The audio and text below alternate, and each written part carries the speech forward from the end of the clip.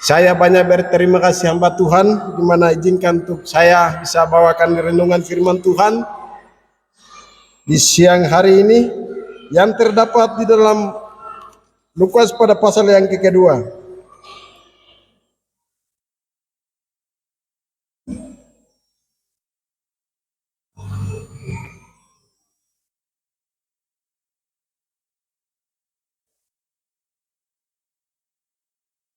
Lukas pada pasal yang kedua ayat 1 hingga ke 7. Bagian firman Tuhan ini saya pikir kita sudah tahu semua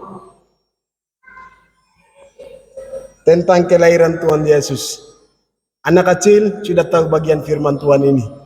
Ibu-ibu sudah tahu firman Tuhan ini. Jangankan bapak-bapak, bapak-bapak sudah tahu firman Tuhan ini. Tetapi di kesempatan ini, karena bulan ini kelahiran Tuhan Yesus, kita akan kembali mengenal di mana peristiwa besar Tuhan Yesus datang di dalam dunia ini menjelma menjadi manusia, dan kita akan belajar bagian firman Tuhan ini. Kalau sudah dapat, boleh buka dan boleh bacakan di antara Bapak Ibu yang dapat. Dengan tema kita di saat pagi hari ini, adakah tempat bagi Dia? Perintah Kaisar Augustus untuk menyelenggarakan sensus membuat Yusuf dan Maria tunangannya pergi dari Nazaret ke kota Daud, yaitu Bethlehem. Penyebutan sebagai kota Daud membuat kita mengkaitkan dengan Injil Tuhan, Injil Tuhan yang diucapkan Nabi Mika jauh sebelumnya, Mika 5 ayat 1. Pada masa itu, perjalanan Nazaret ke Bethlehem tidaklah mudah. Tidaklah mudah. Melainkan memakan waktu yang cukup lama, kurang lebih 120 km dari Nazaret ke Bethlehem. Bapak Ibu yang dikasihi oleh Tuhan kita Yesus Kristus, saat pasangan itu tiba di Bethlehem, ternyata tiba pula waktunya bagi Maria untuk melahirkan sang bayi Yesus.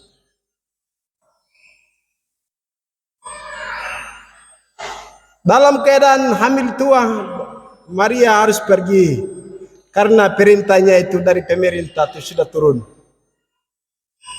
Ya, sensus dan pajak diwajibkan setiap negara dan masyarakat. Setiap masyarakat harus ikuti, mau dan tidak mau, suka dan tidak suka. Kalau sekarang KTP.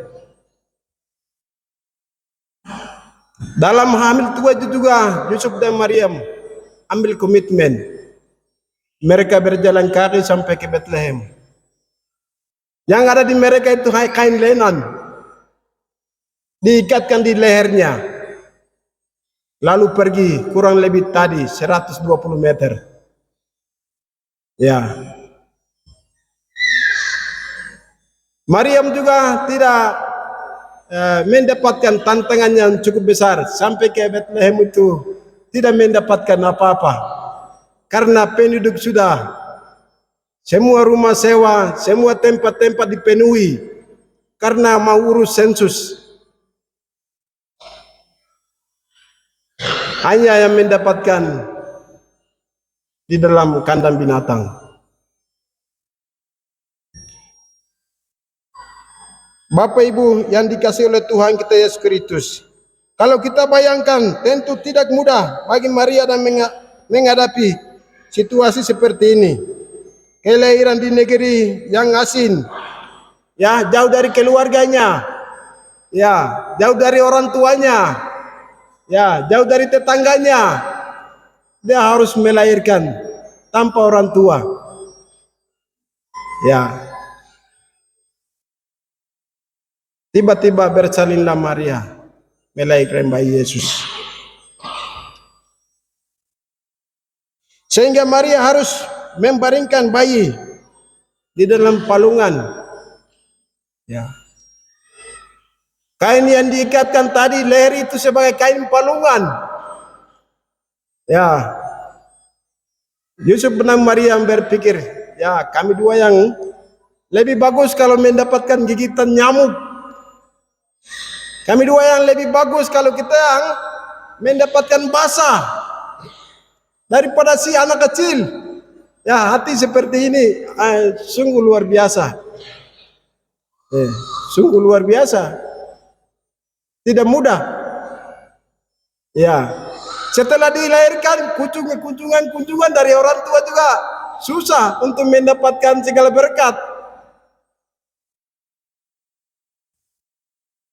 Ya, tetapi itulah yang Yusuf dan Maria harus terima. Bapak Ibu Saudara yang dikasih oleh Tuhan kita Yesus Kristus. Dia bukan manusia, tetapi Allah menjelma manusia. Ya. Lahirkan di dalam kandang sapi. Sebenarnya dari Allah itu harus lahirkan di dalam rumah mewah.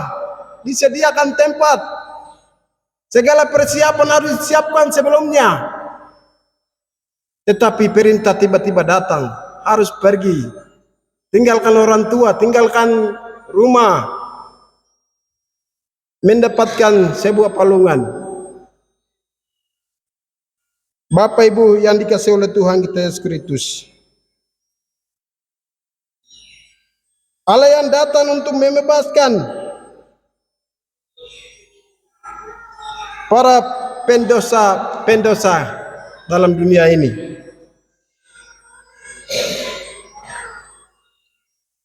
Ternyata tidak dapat untuk tempat yang layak sebagaimana mestinya tempat yang tersedia bagi dia hanyalah di dalam kandang hewan.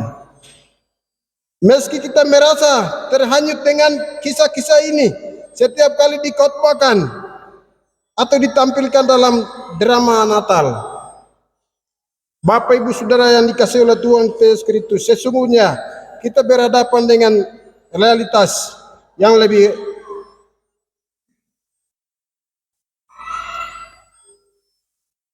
sehingga di dalam kandang yang hina, lambang dari segala dosa-dosa kita di dalam dunia ini. Tuhan Yesus datang menyerupai manusia dan dia hidup 100% manusia dan 100% Allah di dalam dunia ini selama 33,5 tahun. Kalau waktu dia menjadi manusia, dia juga membutuhkan makanan. Kalau waktu dia menjadi manusia, dia juga perlu tidur. Waktu kalau dia menjadi manusia, dia juga harus menangis. Waktu dia menjadi manusia, ya, dia juga pernah lapar. Kalau waktu dia akan menerima kealahan Allah yang tidak ada menjadi ada. Banyak mujizat-mujizat yang Tuhan Yesus adakan di dalam dunia ini. Lalu menyembuhkan orang sakit, yang menyembuhkan orang, membangkitkan orang mati. Ya, lumpuh berjalan, yang buta melihat, yang buta telinga mendengarkan. Terakhirnya itu terancam nyawa. Itu semuanya mengakibatkan nubuatan-nubuatan sejak sebelumnya bahwa Mesias harus menderita. Bapak Ibu yang dikasihi oleh Tuhan kita Yesus Kristus, kalau kita sekarang Natal ini tadi sesuai dengan tema kita, adakah tempat bagi dia? Kita tidak perlu mengeluh dengan uang kita hari ini. Kalau kita mengeluh dengan uang kita, dengan pusing kepala, tidak dapat tempat di dalam hati. Tidak ada tempat bagi dia di dalam hati kita. Kalau kita mengeluh dengan pakaian-pakaian atau segala persiapan kita, dengan segala bisikan-bisikan hati yang tidak membawa kita ke dalam Yang sebenarnya kita tidak akan mendapatkan tempat. Tuhan Yesus itu kita lahirkan di dalam mati. Tetapi bertindak, berbicara dengan tegas di dalam hati bahwa apapun yang ada di depan kita, saya akan nikmati. Mencukupi dan keluarga kita, mencukupi dengan gereja kita. Tidak ada efek samping. Tidak ada masalah dalam kehidupan ini, di dalam Natal ini. Suasana penuh, kita hormati dan kita rayakan. Tetapi saudara-saudara kita di berbagai tempat ada masalah, ada peperangan, ada tangisan, ya, ada musibah. Sehingga Natal kita, Natal mereka tidak menjalankan dengan di dalam kedamaian itu sendiri. Kita bersyukur dalam keadaan kita walaupun sederhana tetapi cukup. Bersyukur. Terima kasih Bapak karena itu semua hasil usaha. Ya. Tetapi yang biasanya dapat banyak berkat itu bisa juga sungut-sungut. Tahun kemarin begini, tahun kemarin begini dan begitu. Tahun sekarang itu bagian-bagian ini yang kita atasi selama hidup ini supaya Natal yang tadi itu dia punya tempat di dalam hati. Karena Tuhan Yesus itu dia tidak bisa turun di dalam kepala, di dalam tangan, di dalam kaki. Tetapi Tuhan Yesus masuk di dalam hati seseorang. Lalu melahirkan. Bapak Ibu Saudara yang dikasihi oleh Tuhan kita Yesus Kristus. Perjalanan tadi Yusuf dan Maria, mereka dua hebat. Karena ini nubuatan akan terjadi. Ya, sensus dikeluarkan oleh pemerintah tadi. Itu rencana Tuhan akan terwujud. Ya, kalau mereka ada di Nazaret pasti saja mereka akan disiapkan tempat dan lain-lain. Sehingga ada cerita lain. Tetapi mereka harus pergi ke Bethlehem. Masuk di dalam kandang sapi, tidak ada tempat. Saudara sekalian yang dikasihi oleh Tuhan kita Yesus Kristus. Kita siap untuk undang Tuhan Yesus dalam hati. Piara dia, lindungi dia, ya. Asi dia, gemblen dia. Karena anak kecil yang ada di dalam hati kita itu mampu merubah hidup. Anak kecil yang ada di dalam hati kita itu mampu membawa kita ke surga. Anak kecil yang sebentar saja kita akan melahirkan itu, dia akan memisahkan dunia ini dari kehidupan lama menuju ke kehidupan baru.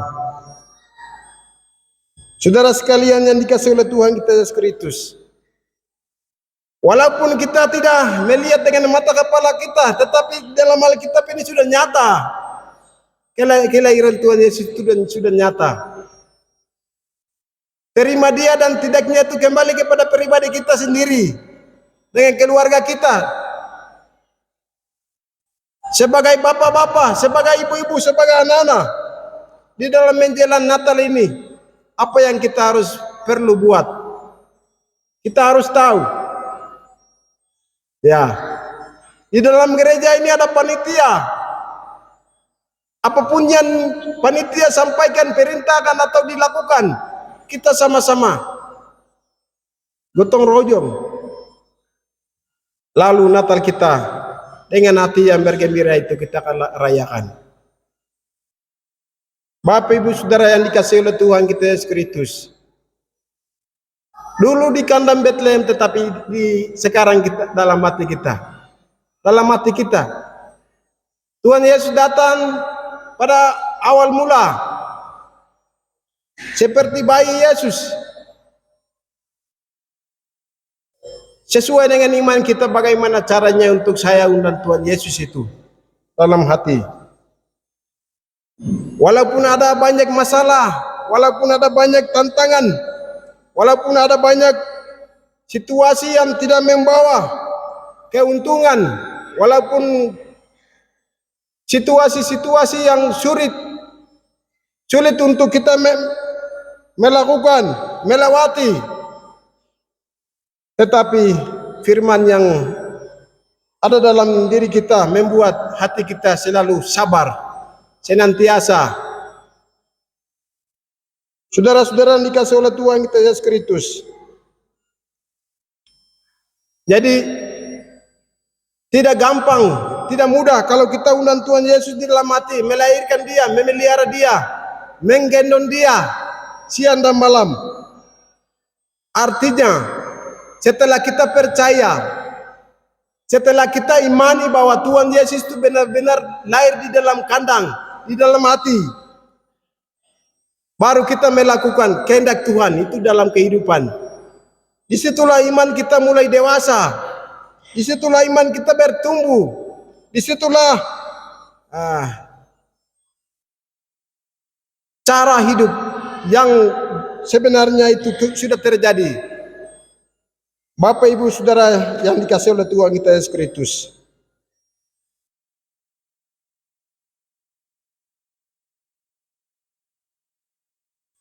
Ketika mereka tiba di situ, tibalah waktunya bagi Maria untuk bersalin, dan ia melahirkan seorang anak laki-laki, namanya diculung, lalu dibungkusnya dengan kain lampin dan dibaringkannya di dalam palungan, karena tidak ada tempat bagi mereka di dalam penginapan.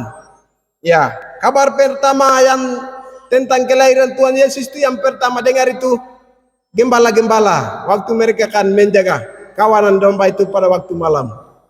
Berdiri dekat mereka seorang malaikat berpakaian putih.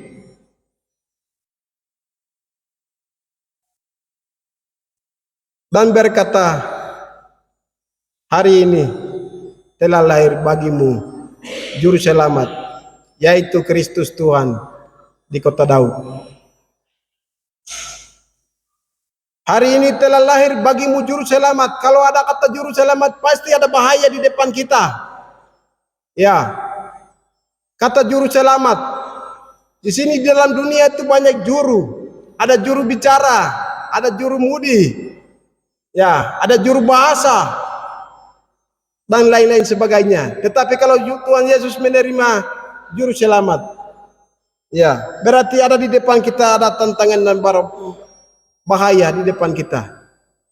Bagian itu kita harus tahu juru selamat itu seperti apa. Bapak Ibu Saudara sekalian yang dikasihi oleh Tuhan kita Yesus Kristus, sehingga Tuhan Yesus, Tuhan Allah campur tangan dalam kehidupan ini. Tuhan Yesus, Tuhan Allah melihat dari ketinggian di dalam hati seseorang. Ya, banyak orang sana sini untuk mencari nafkah, uang dan lain-lain. Boleh, tidak apa-apa karena itu dirayakan. Natalan datang hanya satu kali dalam satu tahun. Tidak bisa dalam satu tahun dua kali. Sehingga kita bisa rayakan itu Natal di dalam hati, dalam keluarga, dalam gereja, dalam masyarakat, dalam masyarakat umum. Saudara sekalian yang dikasihi oleh Tuhan kita Yesus Kristus, dengan tema tadi, adakah tempat bagi dia dalam kehidupan ini? Firman Tuhan yang datang pada kita di siang hari ini, kita sampai di sini dan mari kita berdoa. Bapa, di dalam nama Tuhan kami di saat ini, kami baru saja mendengarkan firman Tuhan yang disampaikan oleh kuasa Roh melalui hamba. Bila kami salah atau lebih dan kurang, Engkau maafkan kami dan Engkau memperbaiki dalam hidup. Tetapi Engkau ajarilah kami terus dalam kehidupan dimanapun kami akan hidup, dalam pelayanan kami. Dan kepada hamba umat Tuhan yang sudah dengar satu bagian firman Tuhan, 2, 3, biarlah Engkau tanamkan dalam hati. Itulah yang kami akan menjadi membekali hidup. Firman Tuhan kami taruh, Roh Kudus berbicara, ajar kami dimanapun kami akan hidup. Ini doa dan permohonan kepadamu serta mengucap syukur. Haleluya. Amin.